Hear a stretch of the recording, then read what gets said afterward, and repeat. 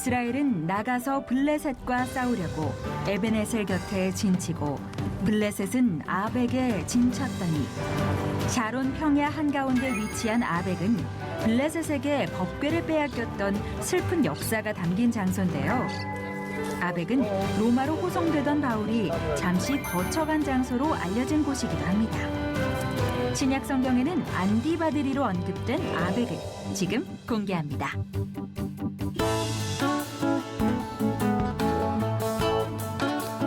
안녕하세요. 성지가 좋다입니다. 성경 속 살아있는 역사가 눈앞에 펼쳐지는 곳 성지로 떠나봅니다.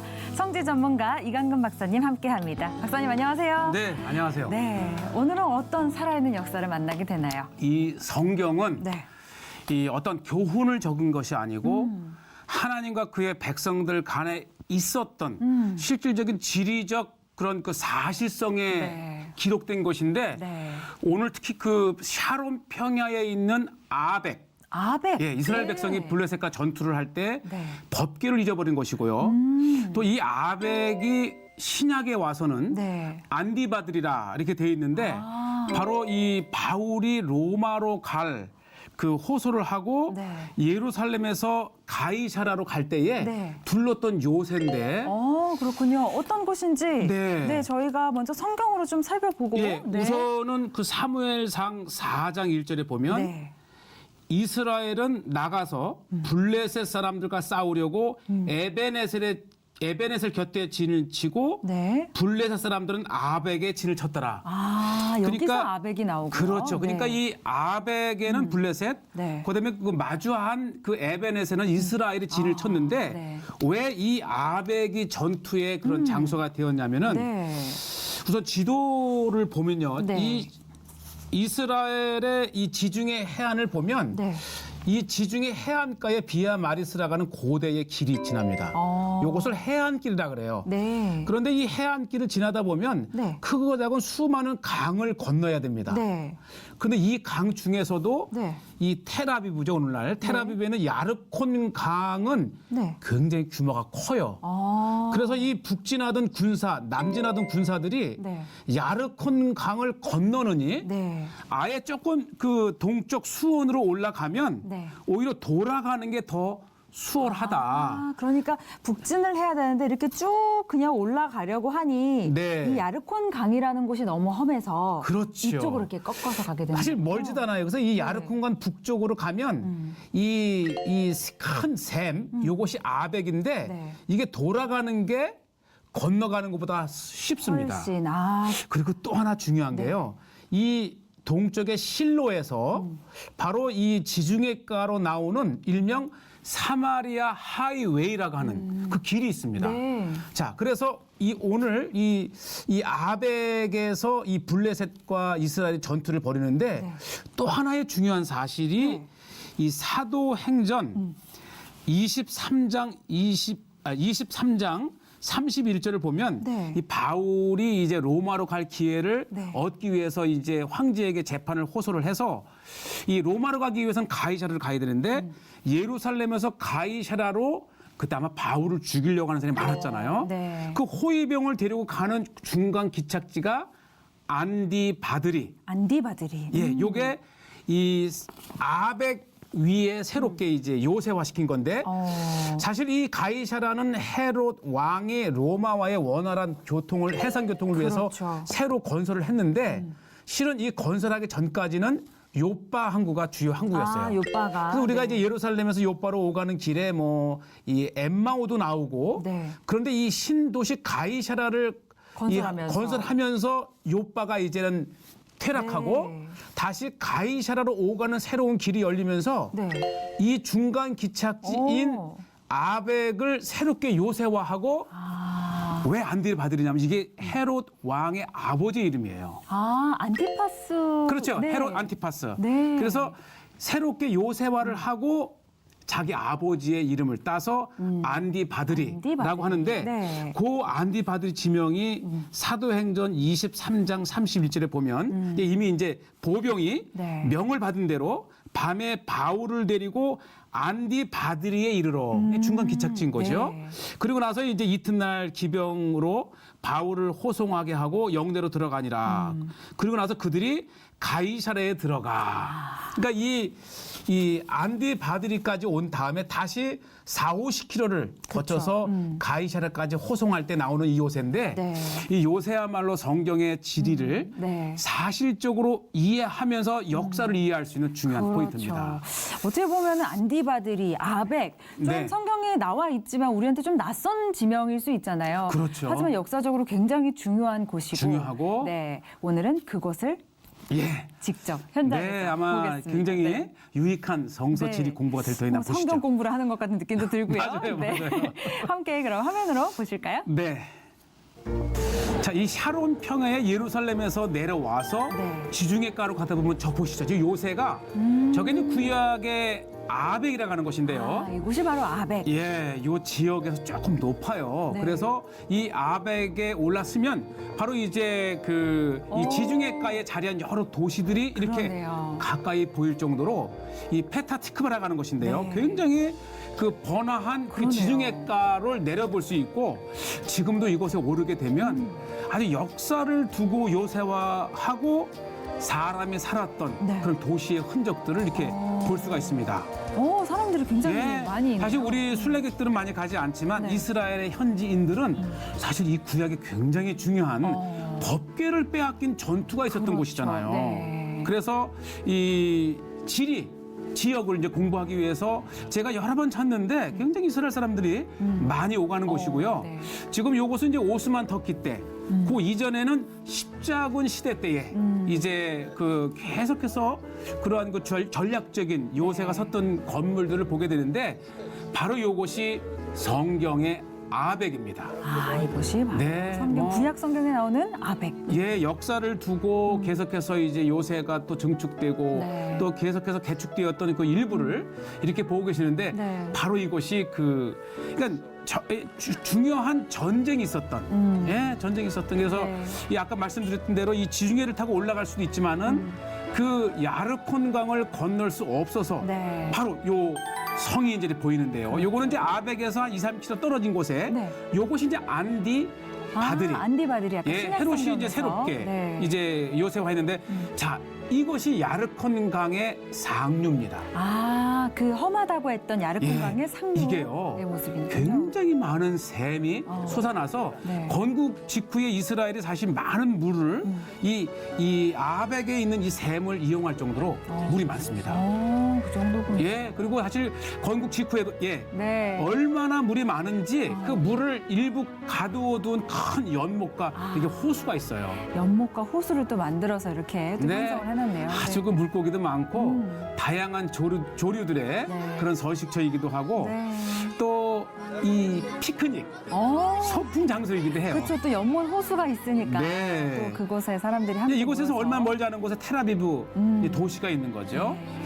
2000년 전에 마지막으로 이것이 요새화된 것이 이제 헤롯에 의해서 돼 있는데 네. 이곳의 이 발굴을 통해서 보면 이미 로마 시대 때 그다음에 그 이전 이집트 시대 때까지 거슬러 올라가는 그러한 그 여러 제국의 그 본부였던 그 흔적들이 계속해서 이렇게 발굴됩니다. 굉장히 역사가 정말 깊은 그런 장소입니다. 아까 이제 좀 전에 보았던 아벡도 그렇고 이 안디바드리도 그렇고 이곳에 성에 올랐으면 네. 아주 그 인근 일대가 훤히 내려다 보이는 곳이면서도 우리 사실 이스라엘에서는 갈릴리의 물이 식수로 많이 사용이 되는데 또 하나의 효자가 되는 물의 근원이 바로 이 아벡 안디바드리입니다. 안디바드리. 그리고 또 우리에게는 사도 바울을 또 떠올리게 하는 장소이기도 그렇죠. 하고요. 그러니까 사도 바울이 이제 그 로마로 가기 위해서 아마 수십 명이 이제 사도 바울을 죽이려고 했을 때에 그 밤에 기습적으로 예루살렘을 빠져나와서 이제 이곳에 머물고 다시 이곳에서 이제 그 가이사랴까지 이제 가게 되는데 굉장히 요새화되어 있고 이제 아까 말씀드린 대로 이 해안길을 타고 올라가다가 이 비아 마리스라고 하는 곳인데 그 야르콘 강을 건너지 못해서 이 수원까지 올라오면서 이 블레셋도 여기서 전투를 벌였고요. 또 수많은 이 전쟁에 그런 사실 그 지리적으로 요충 전략지죠.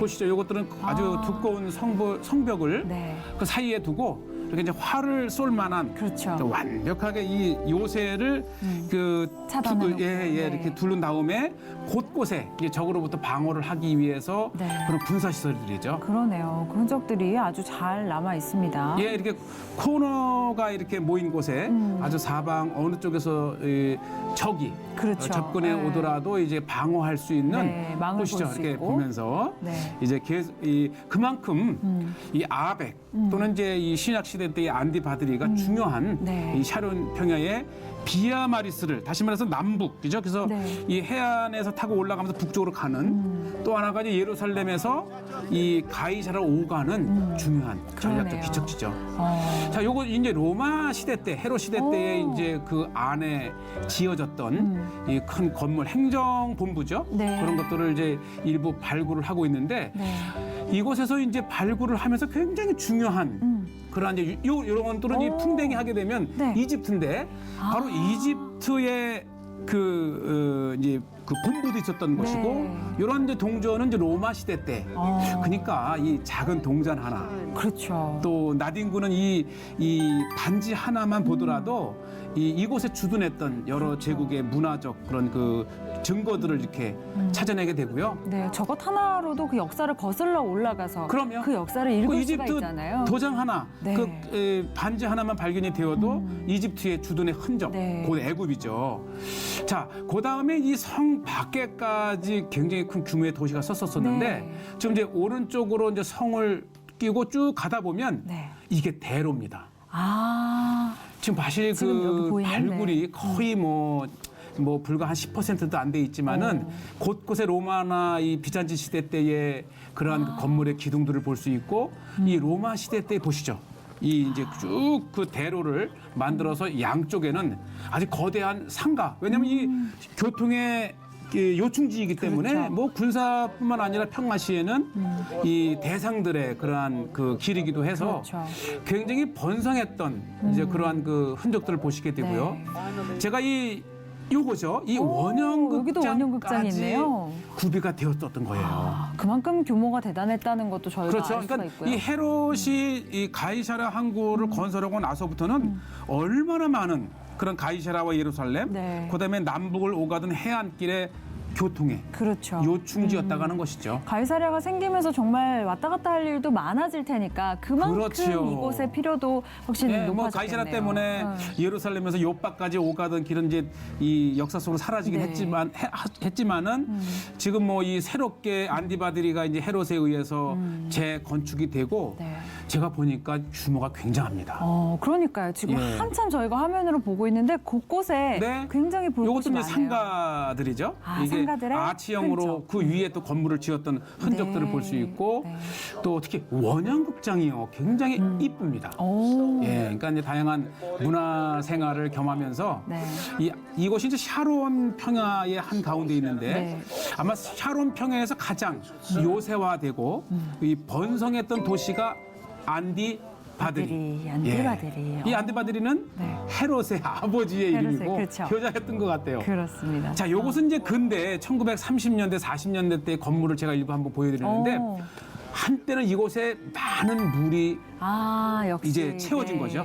물 저장고로 사용됐던 곳에. 그리고 그러니까 이 안디바드리에서 예루살렘까지 잘 5-60km가 넘어요. 그래요. 그리고 또 예루살렘이 높은데도 불구하고 얼마나 물이 풍부했는지 예루살렘까지 물을 끌어 펌프로 올리면서 네. 공급을 했던 예. 그 정도로 물이 많아. 그렇죠. 예루살렘까지 물을 가져가고 이제 곳곳에 다양한 이런 이제 고린도식 네. 또 이오니아식 그리고 다양한 이제 건물들을 보면 아주 전형적인 로마 시대 때의 네. 그런 건물의 흔적들을 볼 수 있는데 볼 수 아마 우리가 몇 번 제가 이제 소개를 하긴 했는데 이거 네. 보면은 이게 이 모양을 한 것인데 네, 이게 네. 로마 시대 때의 로마 시대 때. 아마 우리가 예루살렘에서도 많이 제가 설명을 했는데 네. 이런 것이 전형적인 로마 시대 때의 건축 양식. 아, 네. 이뻐요. 이 달걀 모양 같은 것을 이제 이렇게 숨겨놔서 네, 이렇게 부드러운 또. 조각을 해놓은 것이죠. 네.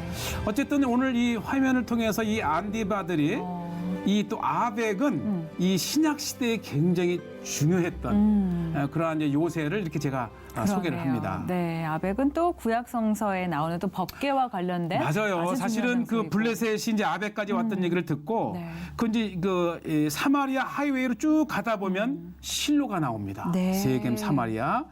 워낙 이 궁지에 몰렸던 이스라엘 그 실로의 그 이스라엘인들이 이스라엘 사람들이 이제 그 법계를 혹시 내세우면 이길까 해서 가지고 왔다가 사실 법계를 빼앗긴 아픔의 그렇죠. 장소이기도 아픔의 하죠. 장소이기도 하죠. 참 이런 걸 보다 보면 참 성경에서 그냥 우리가 스쳐 지나갈 수 있는 지명 하나하나도 그렇죠. 사실은 역사적 사실이라는 게 이렇게 저희 눈앞에 지금 화면으로 펼쳐지잖아요. 예. 네. 사실 저도 이 성경의 이런 그 내용들을 읽으면서 그 지리적인 그것을 이렇게 보면서 정말 감탄을 합니다.